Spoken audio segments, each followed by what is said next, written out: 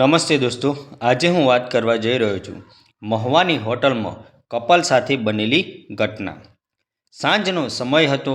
મહુવાના સમુદ્ર કિનારે હળવો પવન વહી રહ્યો હતો. સૂર્યાસ્તના રંગો આકાશમાં એવી જળહળાટ ફેલાવી રહ્યા હતા કે જાણે આખું આકાશ પ્રેમમાં તરબોળ થઈ ગયું હોય. એ સમયે એક હોટલમાં ખૂબ જ ચહલપહલ હતી. શહેરની જાણીતી હોટલ. અહીં મોટાભાગના પ્રેમી યુગલો સમય વિતાવવા આવતા, પણ સાથે સાથે પરિવારો પણ અહીં ભોજન કરવા આવતા. તે દિવસે પણ હોટલની બહાર એક સફેદ કાર આવીને અટકી. કારમાંથી આરવ અને કવ્યા ઉતર્યા. બંને છેલ્લા 6 મહિનાથી રિલેશનશિપમાં હતા, પણ તેમનો પ્રેમ હજુ ઘર સુધી પહોંચ્યો ન હતો. બંનેએ નક્કી કર્યું કે આજે એક સરસ ડિનર લઈએ, થોડો સમય સાથે પસાર કરીએ. કવ્યાએ એક સુંદર, શાંત સ્વભાવની છોકરી, રાજુલા કોલેજમાં અભ્યાસ કરતી હતી. આરવ મહુવામાં જ એક નાની પ્રાઇવેટ કંપનીમાં એન્જિનિયર તરીકે કામ કરતો. બંનેનું પ્રથમ પરિચય કોલેજના સેમિનારમાં થયો અને ત્યાંથી જ બંને વચ્ચે વાતચીત શરૂ થઈ ગઈ હતી. ધીમે ધીમે એ વાતચીત પ્રેમમાં બદલાઈ ગઈ. આજની રાત્રે બંનેએ નક્કી કર્યું કે હોટેલમાં જમવાનું રહેશે. હોટેલમાં એન્ટ્રી કરતાં જ બંનેને ગરમ સ્મિતથી વેલકમ કરવામાં આવ્યા. લાઇટિંગ એટલી રોમેન્ટિક હતી કે હૃદયમાં એક અલગ જ લાગણી ઉઠી આવી. આરવે કવ્યા માટે ચેર ખેંચી. બેસો મેડમ, એણે મજાકમાં કહ્યું. કવ્યા હસીને બોલી, આજે તો ખૂબ રોમેન્ટિક થઈ ગયા છો તમે. બંનેએ ઓર્ડર આપ્યો. પનીર તંદૂરી, બટર નાન અને છાશ. વાતો વચ્ચે હસતા, એકબીજાની આંખોમાં જોતા દુનિયા ભૂલી ગયા હતા. કવ્યા બોલી, આરવ, ક્યારેય લાગે છે કે આપણી આ લવ સ્ટોરી દુનિયા સામે ખુલ્લી પાડવી જોઈએ, પણ પછી ડર લાગે છે મમ્મી પપ્પાનો. આરવ હળવે બોલ્યો, તેમને પણ ક્યારેક ખબર તો પડશે જ, પરંતુ આ ક્ષણ માત્ર આપણી છે. ત્યારે જ હોટલના દરવાજે એક જોરદાર અવાજ સાથે બીજી કાર આવીને ઊભી રહી. મેનેજર દોડી ગયા. સાહેબ, ટેબલ નંબર 5 રેડી રાખજો. આરવ અને કાવ્યા ટેબલ નંબર 7 પર બેઠા હતા, એટલે ખૂબ નજીક. કવ્યા હળવેથી આરવ તરફ જોઈને બોલી, જુઓ, એ કાર તો મમ્મી પપ્પાની જેવી લાગે છે. આરવ હસીને બોલ્યો, તમે તો દરેક કાર જોઈને એવું જ કહો છો. પણ પળવારમાં જ કવ્યાના ચહેરાનો રંગ ઉડી ગયો. હોટેલમાં એન્ટર થયા કવ્યાના મમ્મી પપ્પા. કવ્યાએ તરત આરવનો હાથ પકડી લીધો. આંખોમાં ગભરાટ. આરવ, એ ખરેખર મારા મમ્મી પપ્પા છે. હવે શું કરીએ? આરવ પણ એક ક્ષણ માટે ચોંકી ગયો, પણ તરત સ્માર્ટ બની બોલ્યો, ચિંતા નહીં કરો, તમે પાણી પી લો, હું કોઈ રીતે હેન્ડલ કરી લઉં. હોટલના વેઇટર આવ્યા. સાહેબ, તમારું ઓર્ડર તૈયાર છે. કવ્યા થોડી નીચે જોઈને બેઠી રહી. ચહેરો ઢાંકવા વાળ ખસેડ્યા. તેના પપ્પા અને મમ્મી ટેબલ નંબર 6 પર બેઠા, એટલે તેમની બાજુમાં જ. હવે સ્થિતિ એવી થઈ ગઈ કે બંને એકબીજાની આંખોમાં જોયા વગર પણ એકબીજાની ઉપસ્થિતિ અનુભવી રહ્યા હતા. કવ્યાના પપ્પા પ્રવીણભાઈ શહેરના જાણીતા વેપારી, શિસ્તબદ્ધ, ગૌરવશીલ અને થોડા કડક સ્વભાવના. મમ્મી અંજલિબેન શાંત પણ આંખથી બધું સમજતી સ્ત્રી. કવ્યા ધીમેથી બોલી, હું બહાર જઈ આવું? આરવ બોલ્યો, ના, જો હવે તમે ઉઠશો તો વધુ શંકા થશે. નોર્મલ બેસો. જો કોઈ પૂછે તો ફક્ત કહો ઓફિસની મીટિંગ હતી. વેઇટર બંને ટેબલ પર ખોરાક લાવી રહ્યો હતો. કવ્યાના પપ્પા એક ક્ષણે બોલ્યા, અરે અંજલિ, એ છોકરી તો મારી ઓળખીતીની જેવી લાગે છે. કવ્યાએ તરત જ હાથમાં નેપકિન લઈને ચહેરો થોડો ઢાંક્યો. આરવ બોલ્યો, સાહેબ, તમારું વોટર બોટલ ખસ્યું છે, અને વાત ડાયવર્ટ કરી દીધી. પપ્પાએ થોડું ધ્યાન આપ્યું, પણ પછી બોલ્યા, ચાલો ખાઈએ, મારે તો હવે કંઈ સાંભળવાનું નથી. પણ અંજલિબેન એક ક્ષણ માટે કવ્યા તરફ જોતી રહી. તેની માતાની નજરમાં એ ચહેરો ખૂબ ઓળખાયેલો લાગ્યો. હવે કવ્યા ધીમે ધીમે હસતી વાત કરવાના પ્રયાસમાં હતી, પણ હાથમાં કાંટો કંપી રહ્યો હતો. આરવ બોલ્યો, રિલેક્સ કવ્યા, હું છું ને. એ વખતે વેઇટર ભૂલથી કવ્યાની ટેબલ પાસેથી પસાર થતો જ એના હાથમાંથી છાશનો ગ્લાસ પડી ગયો સીધો કવ્યાના પપ્પાના પગ પાસે. અરે કવ્યા, અવાજ આવ્યો. બંને પલકમાં સ્થિર થઈ ગયા. કવ્યા ધીમેથી ચહેરો ઉપાડ્યો. પ્રવીણભાઈ અને અંજલિબેન બંને અચંબિત થઈ ગયા. અરે, તું અહીં? હવે હોટલનો માહોલ એકદમ નિશ્ચળ થઈ ગયો. આસપાસના લોકો પણ જોયા કરતા. કવ્યા બોલી, પપ્પા, હું બસ ફ્રેન્ડ સાથે જમવા આવી હતી. પ્રવીણભાઈએ પૂછ્યું, ફ્રેન્ડ? આરવ તરત ઊભો થઈને કહ્યું, સાહેબ નમસ્તે, હું આરવ, કવ્યાનો કોલેજ મિત્ર. અંજલિબેન સ્મિત કરી બોલી, અરે બેસો બેટા, અમે તો જસ્ટ આવ્યા છીએ. પ્રવીણભાઈ બોલ્યા, હું તો માનું છું, પરંતુ તું કહ્યા વગર અહીં આવી ગઈ. અમે પણ અહીં જમવા આવ્યા છીએ. ચાલ, તું અમારી સાથે જ બેસ. કવ્યા ગભરાઈ ગઈ. આરવ પણ થોડીક હિચકાવટમાં હતો, પણ પછી અંજલિબેન બોલી, બેટા આરવ, તમે પણ આવો. હવે અલગ બેસવું શા માટે? હવે એ પળ એવી થઈ ગઈ કે બંને પાસે કોઈ વિકલ્પ ન હતો. બંને એના માતા પિતાના ટેબલ પર જઈને બેઠા. પ્રવીણભાઈ બોલ્યા, તો કવ્યા, કોલેજ ફિનિશ થઈ ગઈ ને? હા પપ્પા, છેલ્લા સેમેસ્ટરનું રિઝલ્ટ આવ્યું. અને તમે? પ્રવીણભાઈએ આરવને પૂછ્યું. હું મહુવામાં એક પ્રાઇવેટ કંપનીમાં એન્જિનિયર છું સાહેબ. આરવે સૌજન્યથી જવાબ આપ્યો. હવે વાત ધીમે ધીમે સામાન્ય થવા લાગી. અંજલિબેન બોલી, તમે બંને બહુ સારી રીતે વાતો કરો છો. આજકાલના યુવાનોમાં એ રીતે એકબીજાની સમજ હોય તે સારું છે. કવ્યાએ થોડી આશ્વાસનભરી નજરથી માતા તરફ જોયું.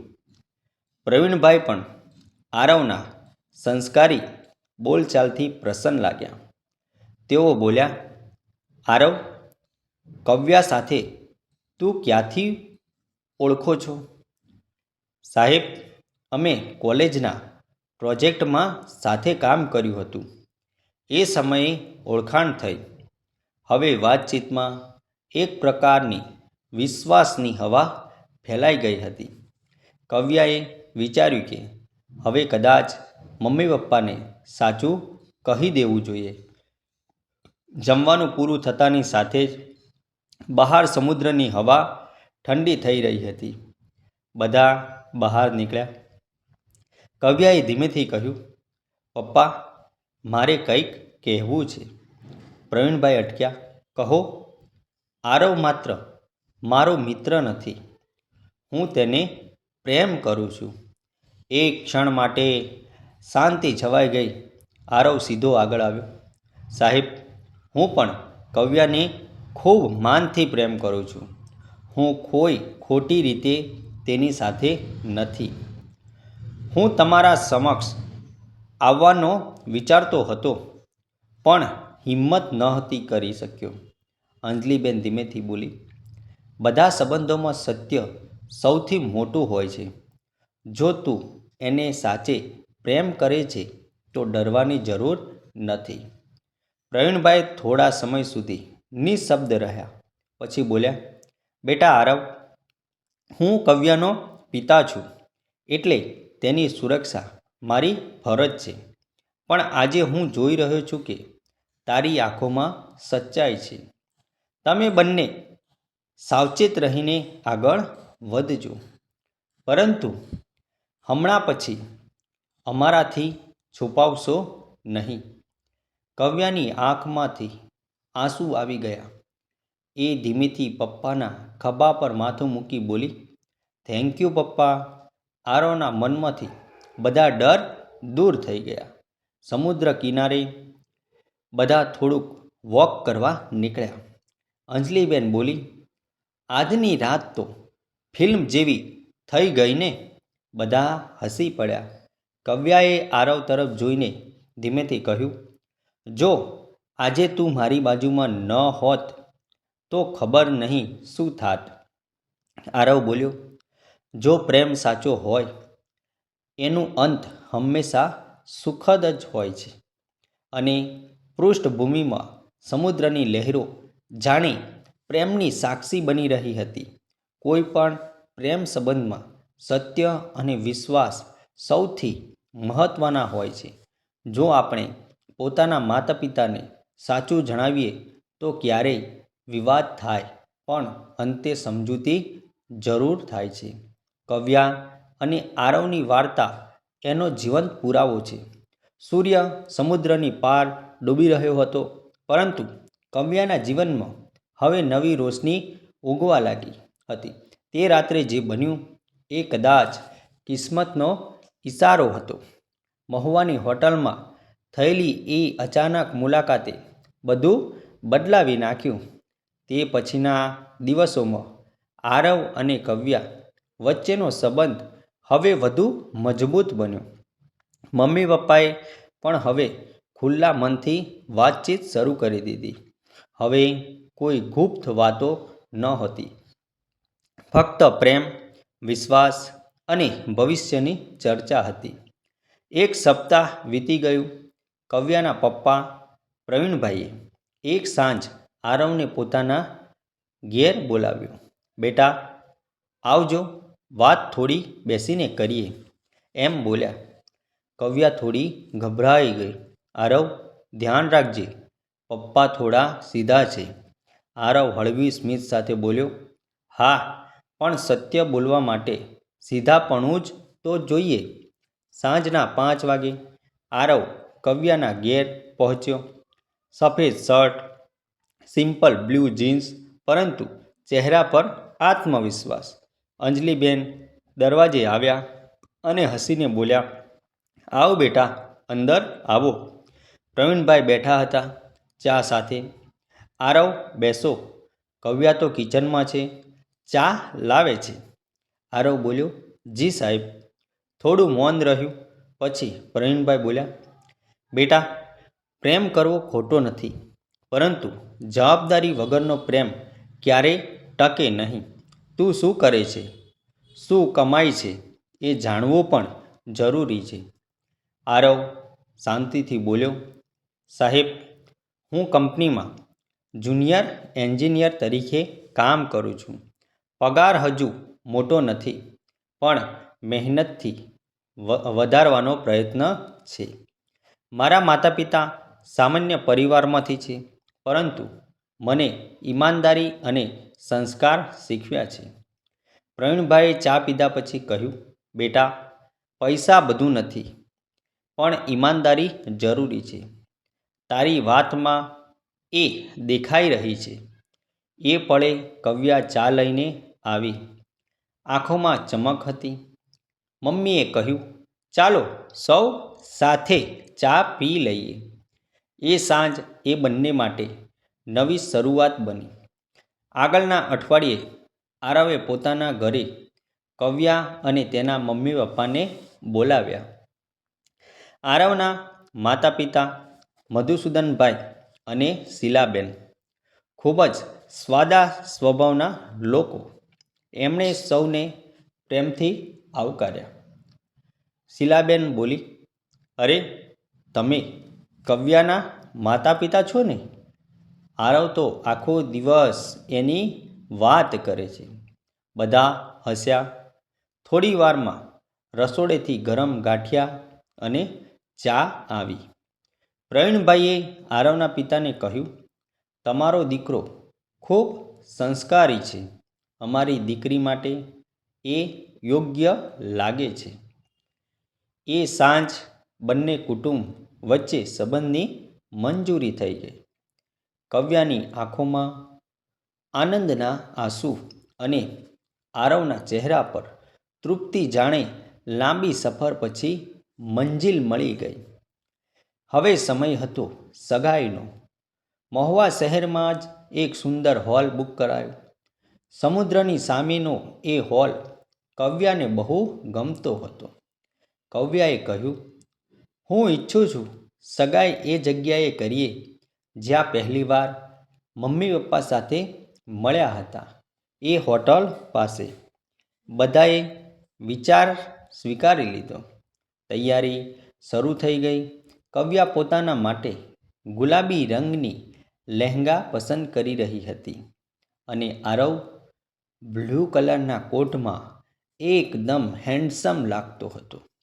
અંજલિબેન બોલી, મારી દીકરી હવે કોઈની પત્ની બનવાની છે. સમય કેટલો જલ્દી વીતી જાય છે. કવ્યા હસીને બોલી, મમ્મી, પણ હું તમારી લાડકી રહીશ હંમેશા. સગાઈનો દિવસ આવ્યો. હોલ ફૂલોથી સજ્જ હતો. લાઇટિંગમાં જળહળાટ ગીત તેરે લિયા ધીમેથી વગાડતો હતો. આરવ મંચ પર ઊભો હતો. કવ્યા એ પ્રવેશ કર્યો ત્યારે આખા હોલમાં સૌની નજર એની પર અટકી ગઈ. તેના ચહેરા પર શરમ, ખુશી અને પ્રેમનું મિશ્રણ હતું. બંનેએ એકબીજાના હાથમાં રિંગ પહેરાવી તાળી વગાડી. અંજલિબેનની આંખોમાં આંસુ આનંદના. પ્રવીણભાઈ બોલ્યા, આજની રાતે જે બન્યું એ મને યાદ છે. એ હોટલમાં મારી દીકરી છુપાઈને બેઠી હતી અને આજે એ જ છોકરી ખુલ્લેઆમ એની પ્રેમની બાજુમાં ઊભી છે. બધા હસી પડ્યા. પ્રવીણભાઈ આગળ બોલ્યા, જિંદગીમાં ડર નહીં, પરંતુ વિશ્વાસ રાખજો. જો પ્રેમ સાચો હોય તો ક્યારેય હારતો નથી. આરવે કવ્યાનો હાથ પકડીને કહ્યું, આ ક્ષણ મારી જિંદગીની સૌથી મોટી કમાણી છે. બધા તાળી પાડતા રહ્યા અને પાછળ સંગીત વાગતું રહ્યું. મુહબ્બત હૈ ઈશ્વર, સચ્ચાઈ હૈ ઈમાન. સગાઈ પછીના દિવસો બંને માટે સ્વપ્ન જેવા હતા. હવે તેઓ ખુલ્લે આમ કેફે, દરિયા કિનારે, હોટેલમાં જઈ શકતા. એક વખત તો એ જ એક હોટલમાં બંને ફરી ગયા. કવ્યા બોલી, યાદ છે એ રાત્રે હું કેટલી ગભરાઈ ગઈ હતી? આરવ હસ્યો, હા, અને હું તો વિચારતો હતો કે બાકીનો ડિનર પોલીસ સ્ટેશનમાં જ કરવો પડશે. બંને હસી પડ્યા. હવે એ હોટલ તેમના પ્રેમની સાક્ષી બની ગઈ હતી. હોટેલના મેનેજરે પણ મજાકમાં કહ્યું, તમે બંને તો અમારા લકી કપલ છો. અહીંથી જ તો તમારી લવ સ્ટોરી શરૂ થઈ. 1 વર્ષ પછી આરવની પ્રમોશન થઈ. હવે તે સિનિયર એન્જિનિયર બન્યો. પ્રવીણભાઈએ કહ્યું, હવે સમય આવી ગયો છે. ચાલો લગ્નની તારીખ નક્કી કરીએ. બંને પરિવાર મળ્યા. તારીખ નક્કી થઈ. 15 ફેબ્રુઆરી, વેલેન્ટાઇન વીક પછીનો ખાસ દિવસ. મહુવા શહેરમાં મોટો મંડપ બુક કરાયો. સમુદ્રની હવા, ડેકોરેશન, લાઇટ્સ, બધું સ્વપ્ન જેવું લાગતું. લગ્નના દિવસે કવ્યા લાલ લહેંગામાં આવી અને આરવ સફેદ શેરવાનીમાં. જ્યારે બંનેએ એકબીજાને વરમાલા પહેરાવી ત્યારે આખો માહોલ પ્રેમથી ભરાઈ ગયો. અંજલિબેન બોલી, મહુવાની હોટલથી શરૂ થયેલી આ વાર્તા આજે લગ્ન મંચ સુધી પહોંચી ગઈ. એ કરતાં સુંદર ભાગ્ય બીજું શું હશે? પ્રવીણભાઈએ આરવના ખભા પર હાથ રાખીને કહ્યું, બેટા, હવે એ મારી દીકરી નહીં, તારી જીવનસાથી છે. પરંતુ એક વાત યાદ રાખજે, પ્રેમમાં માન અને સન્માન હંમેશા જીવંત રાખજે. આરવે હાથ જોડ્યા. હું વચન આપું છું સાહેબ, કવ્યા મારી દુનિયા છે. લગ્ન પછીની સાંજ આરવ અને કવ્યા દરિયા કિનારે બેઠા હતા. સૂર્યાસ્તની લાલ છટા પાણીમાં પડતી હતી. કવ્યા બોલી, જો એ દિવસે ન હોત, જો એ હોટલમાં મમ્મી પપ્પા ન આવ્યા હોત, તો કદાચ આજે આ દિવસ પણ ન હોત. આરવ હળવેથી બોલ્યો, હા, ક્યારેક ભાગ્ય આપણને અણધાર્યા રસ્તે લઈ જાય છે, પરંતુ અંતે યોગ્ય જગ્યાએ પહોંચાડી દે છે. કવ્યાએ આરવના ખભા પર માથું મૂકી કહ્યું, હવે કોઈ ડર નથી, ફક્ત પ્રેમ છે. હવામાં સમુદ્રની સુગંધ, આંખોમાં સંતોષ અને દિલમાં પ્રેમ. તે ક્ષણે બંનેએ અનુભવ્યું, પ્રેમ જે સાચો હોય એ હંમેશા જીતે છે. હોટલ ફક્ત એક જગ્યા નહોતી, એ એક કિસ્સો હતો, જ્યાં ડરથી શરૂ થયેલી વાર્તા વિશ્વાસથી પૂરી થઈ. કવ્યા અને આરવનો પ્રેમ એ સાબિતી છે કે જો દિલ સાચું હોય તો કોઈ અણધાર્યો પ્રસંગ પણ જીવનનો સૌથી સુંદર વળાંક બની શકે છે. મહુવા શહેરમાં સમુદ્રની ઠંડી હવા વહેતી હતી. લગ્નને હવે 2 અઠવાડિયા થઈ ગયા હતા. હવે કવ્યા અને આરવ પોતાના નવા ઘરમાં વસવા લાગ્યા હતા. એક નાનકડું પણ ખૂબ જ પ્રેમથી ભરેલું ઘર. ઘરનું નામ રાખ્યું હતું સપનાનું ઘર. એ નામ બંનેએ સાથે નક્કી કર્યું હતું, કારણ કે આ ઘર એ એમના સપનાનું પ્રતિબિંબ હતું, જ્યાં પ્રેમ, માન અને એકબીજાની સાથે એ જીવન જીવવા માગતા હતા. સવારના 7 વાગે કવ્યા રસોડામાં ચા બનાવી રહી હતી અને આરવ લેપટોપ સામે બેઠો ઓફિસના મેલ્સ જોઈ રહ્યો હતો. આરવ, ચા ઠંડી થઈ ગઈ છે, કવ્યા બોલી. આરવે હસીને કહ્યું, તું જેવી ગરમ વાતો કરે છે કે ચા ઠંડી થઈ જાય છે. કવ્યા હસીને ચા આપતી બોલી, હા, હવે જરા ગરમ ગપ્પા પપ્પા જેવી વાતો કરવાનું છોડો અને નાસ્તો ખાવો. ઘરમાં નાનું રેડિયો વાગતું હતું. જૂના ગીતો, તેરે બિના જિંદગી સે કોઈ. તે અવાજમાં એક શાંતિ હતી અને એ શાંતિમાં કવ્યાને પોતાનું ઘર સ્વર્ગ જેવું લાગતું. આરવે કહ્યું, હવે તો આ ઘર પણ ધીમે ધીમે આપણું બની રહ્યું છે. કવ્યા બોલી, હા, પણ ઘર ફક્ત દિવાલોથી નહીં, પ્રેમથી બને છે, અને એ તો પહેલેથી જ ભરેલો છે. પ્રેમમાં પણ ક્યારેક નાની નાની નારાજગી તો આવવાની જ છે. એક સાંજ કવ્યાએ કહ્યું, આરવ, આજે મમ્મીને ફોન કરવો છે. 2 દિવસથી વાત નથી કરી. આરવે કહ્યું, હા, કર તું, હું પણ પછી પપ્પા સાથે વાત કરી લઉં. કવ્યાએ ફોન કર્યો. વાત કરતાં કરતાં એ રસોડામાં નાસ્તો બળી ગયો. આરવ બોલ્યો, અરે, આખું કિચન ધુમાડાથી ભરાઈ ગયું છે. કવ્યા બોલી, હું તો વાતમાં ખોવાઈ ગઈ હતી. આરવે મજાકમાં કહ્યું, ચાલ, હવે કાલે હું જ રસોઈ કરું. કવ્યા ગુસ્સે બોલી, હા હા, તમે તો આખી દુનિયા ચલાવો છો ને. બંને વચ્ચે થોડી ઠંડી વાત થઈ. આરવ પણ ચૂપ રહી ગયો. રાતે બંને બેડ પર શાંતિથી સૂતા હતા. કવ્યાના મનમાં થોડી ચિંતા. હું વધારે બોલી ગઈ. એ ધીમેથી આરવની બાજુએ વળી અને બોલી, સોરી. આરવે આંખ ખોલીને કહ્યું, કવ્યા, પ્રેમમાં માફી નહીં, ફક્ત સમજણ હોય છે. અને એ બોલીને આરવે કવ્યાનો હાથ પકડી લીધો. બંને હસ્યા.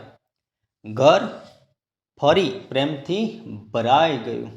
એક દિવસ કવ્યાની મમ્મી અંજલિબેન મહુવા આવી.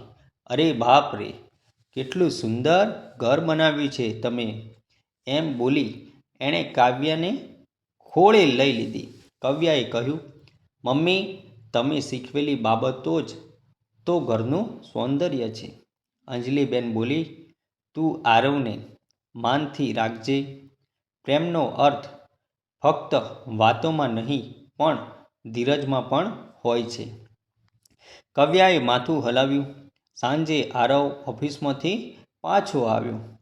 મમ્મીએ કહ્યું, બેટા, તું બહુ નસીબદાર છે. મારી દીકરી તારા જેવી જ ઈમાનદાર વ્યક્તિની રાહ જોઈ રહી હતી. આરવે નમ્રતાથી કહ્યું, આપના આશીર્વાદથી જ આ ઘર પૂરું છે. એક રાત્રે કવ્યા છત પર બેઠી હતી. સમુદ્રની લહેરો દૂરથી સંભળાતી હતી. આરવ હાથમાં કોફી લઈને આવ્યો. કવ્યા, જો આ શહેરની લાઇટ્સ કેવી સુંદર લાગે છે ને. કવ્યા બોલી, હા, પણ તારી આંખોમાં જે પ્રકાશ છે એથી વધુ કોઈ તેજ નથી. આરવ સ્મિત કરીને બોલ્યો, તું તો કવિ બની ગઈ. ના, હું ફક્ત તારી પત્ની છું, કવ્યા બોલી અને હાથ પકડી લીધો. થોડા પળ માટે શાંતિ, ફક્ત પવનનો અવાજ. આરવ બોલ્યો, ક્યારેક વિચારું છું એ હોટલમાં એ રાત ન હોત તો કદાચ આપણે અહીં ન હોત. કવ્યા બોલી, હા, એ દિવસ તો આપણા જીવનનો સૌથી સુંદર સંયોગ હતો. મમ્મી પપ્પાએ પણ કહ્યું હતું, જ્યાં ડર લાગે ત્યાં સત્ય બોલી દેવું. સમય વીતતો ગયો. લગ્નને હવે 1 વર્ષ પૂર્ણ થવા આવ્યું.